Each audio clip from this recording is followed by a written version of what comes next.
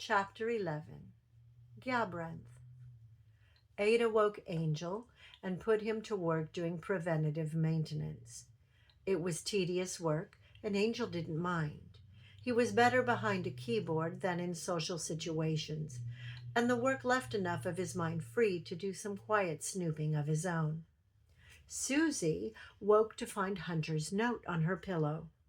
Hunter had sent Henri to move her fabrics, dyes, threads, tools, and sewing machines from the Scientology apartment into her new studio in the basement of the Mortgage.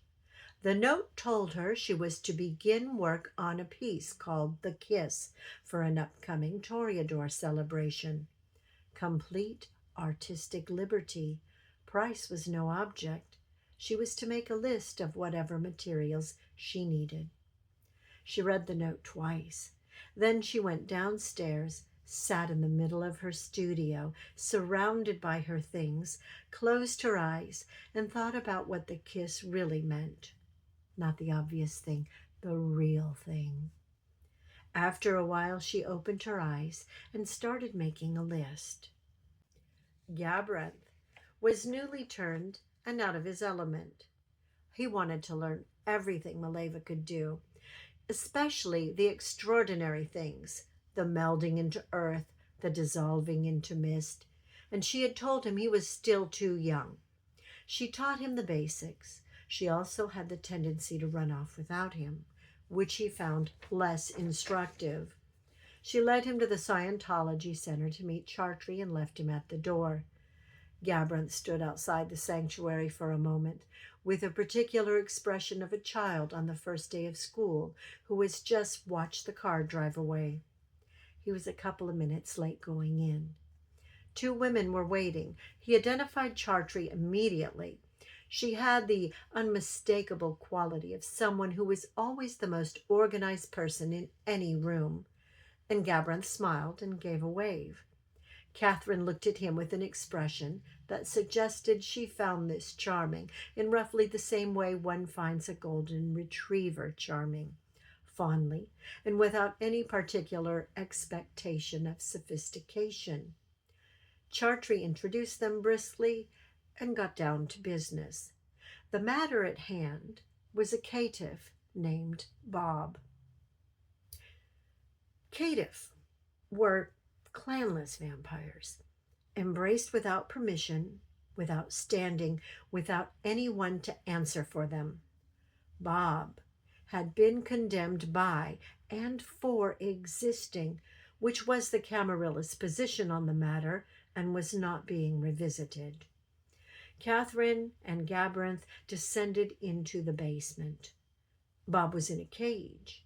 Catherine locked eyes with him, opened the door, and dominated him with the quiet authority of someone turning a key and gently coaxing him out. If Bob was afraid, he didn't show it. Perhaps he couldn't. Gabranth wanted to make a good impression. He circled Bob once, measuring, deliberate, and then drove his feral claws in with a ferocity and precision that surprised Catherine, who didn't surprise easily. He grabbed Bob and drained him. It was over quickly. Gabranth watched his claws transform back into hands. In the silence that followed, a slow clap echoed through the basement. "Well done," Chartrey said from the doorway. She held out a key. "Your new apartment is next door.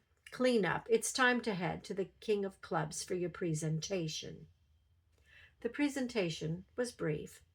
Gabranth was the only neonate, and Gangrel were tolerated by the Camarilla rather than celebrated, a distinction that was felt in the size of the gathering, which was small. Chartrey administered. Maleva stepped forward and presented Gabranth to the assembled vampires in the VIP lounge with the quiet pride of someone who does not make a habit of public sentiment. She fastened a leather bracelet around his wrist, a wolf's head, simple and well made, and stepped back. Catherine sincerely congratulated him afterward. She was relieved to know another vampire who could fight. Then she left. Gabranth watched her go and then turned to find Mileva still there, which he had not expected. She stayed and danced with him, which he had expected even less, and for the first time in a while the evening was uncomplicated. When she finally walked him to his new apartment and took off into the night without explanation, he stood in his doorway for a moment. He decided it had been a good night.